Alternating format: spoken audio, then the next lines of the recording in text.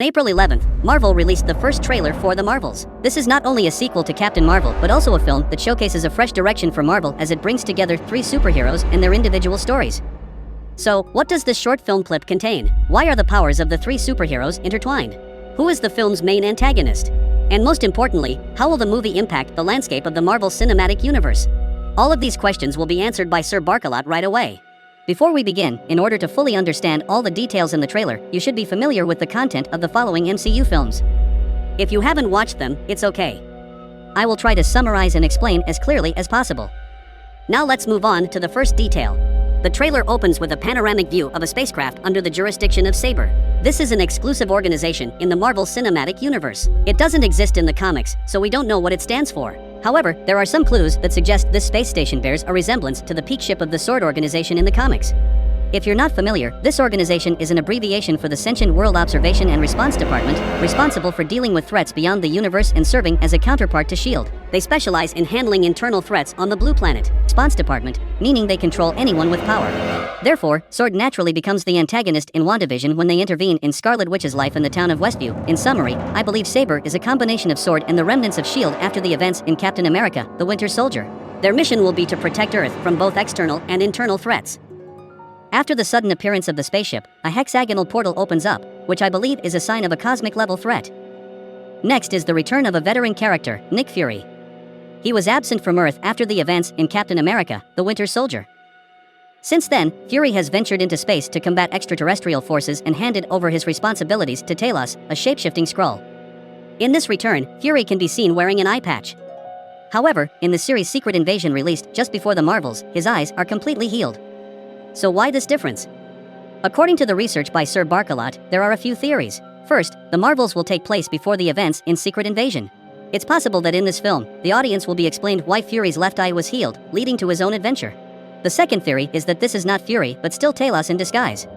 Fury might be present on Earth to address other interconnected stories directly related to the Secret Invasion series. Regardless of the truth, the Marvels will mark a turning point in the journey of the one-eyed mastermind. The day after his appearance, Fury is seen talking to Monica Rambeau. This character appeared in Captain Marvel and the WandaVision series. Monica is the daughter of Maria Rambeau, one of the founders of S.W.O.R.D. When she grew up, Monica also joined the organization. In 2018, Monica disappeared after being dusted by Thanos. 5 years after being resurrected, she receives news of her mother's passing due to cancer complications. While struggling to cope with the loss, Monica is assigned to investigate the strange events in the town of Westview, the setting of the WandaVision series. After attempting to infiltrate Scarlet Witch's alternate reality, Monica's body undergoes transformation, granting her powers. Later, a Skrull extends an invitation to Monica to join a space mission, likely being Nick Fury. This leads directly to the dialogue scene in the trailer. So, what is Monica's mission? The trailer continues with Monica's dialogue, which is likely related to this frame. In other words, the hex portal must have been opened abnormally, and Monica needs to investigate it thoroughly. When Monica touches the space portal, a gravitational backlash throws her away. But the person who returns is no longer the astronaut of S.W.O.R.D. This could be the starting point for the ironic situation of the three female superheroes. When their powers intertwine, Monica swaps positions with Kamala Khan, also known as Miss Marvel, a young superhero in the MCU. Kamala Khan is the main character in the Miss Marvel series, a high school student with explosive personality traits. On one occasion, Kamala wears her grandmother's mysterious bracelet, which connects her to Noor, an energy source from another dimension, giving rise to Miss Marvel. Returning to the trailer, despite being terrified of being thrown into space, Kamala is still excited to meet Nick Fury. The reason is that she is a huge fan of the superheroes and can think about them all day without getting bored. In her excitement, Kamala says, Is this an Avengers test? In my opinion, this is a reference to Spider-Man Tom Holland because he also wanted to join the Avengers just like Kamala. Moreover, this is a sign that Miss Marvel could join the Young Avengers, a team of young superheroes. Next comes Nick Fury's question. Immediately, we get the answer when Monica lands on a strange planet and encounters soldiers with a strange appearance. So, it can be concluded that Monica has swapped positions with Captain Marvel.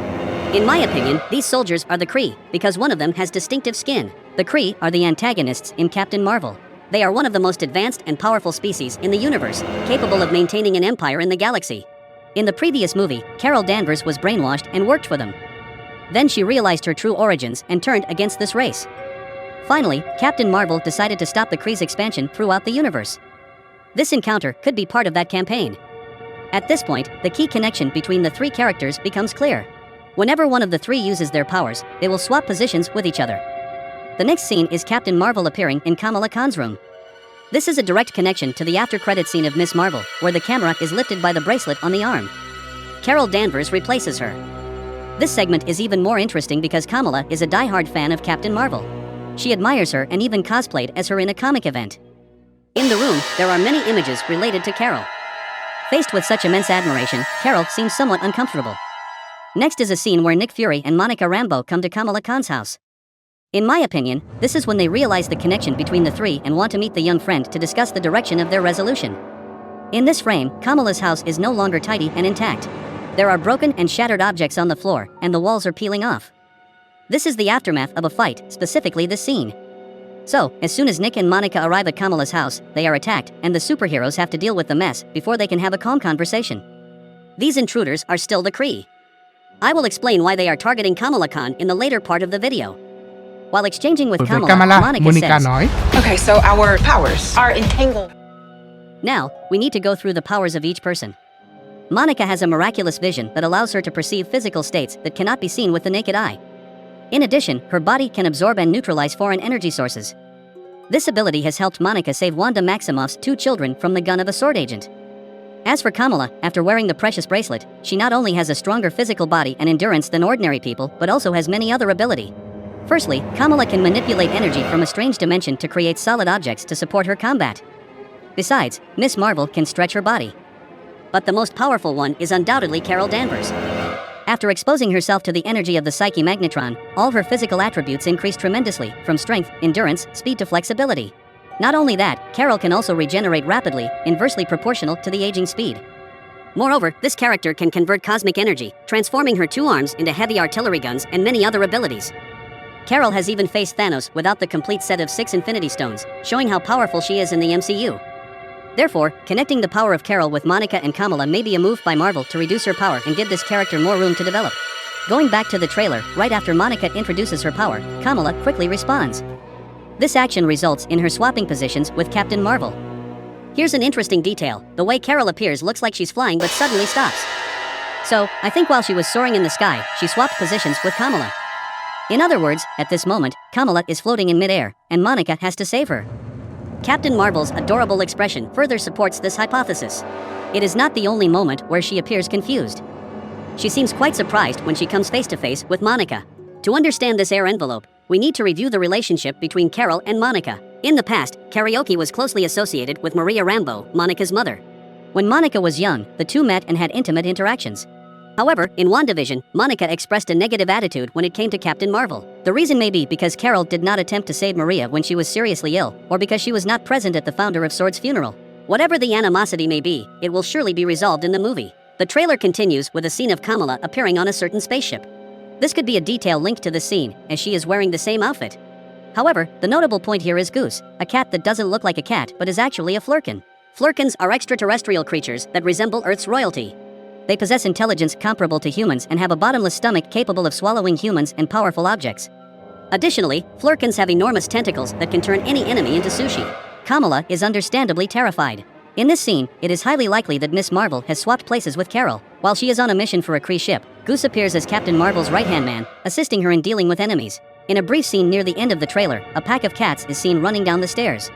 In my opinion, these are also flurkins and offspring of Goose. Next, the trio of main female characters is seen wearing outfits, which could indicate that they are ready to cooperate in finding the source of current troubles. I think the 3 of them will travel on a ship provided by the Saber organization and will have to set foot on another planet since a hexagonal space portal is once again opened. In this frame, Monica's appearance closely resembles her comic book counterpart, with predominantly black and white colors. In the comic world, this character goes by several nicknames, including Photon, Spectrum, and even Captain Marvel. However, it is highly likely that the MCU version will adopt the name Photon, as it is the signal name of her mother, Maria Rambeau. Another notable detail is that Monica can shoot fire beams from her hands, indicating that she has further explored her power source. The focus then shifts to Miss Marvel, as she displays her abilities in a very quick scene. Could this scene take place on the Saber space station? In other words, the primary antagonist has slipped through a time portal and launched an attack, forcing the main characters to fight back. The opposing faction is still the Kree, as evidenced by a gun in the frame that closely resembles a critical weapon commonly used by this species. Furthermore, this scene may connect to the moment when Nick Fury calls upon the Saber forces to engage in battle. We will continue with one of the most impressive details in the trailer, the appearance of CEO Park Seo-joon. Although his character only appears for less than 2 seconds, there is much to say about him. Specifically, according to unofficial sources, he is Prince Yen of the Kingdom of Alasna.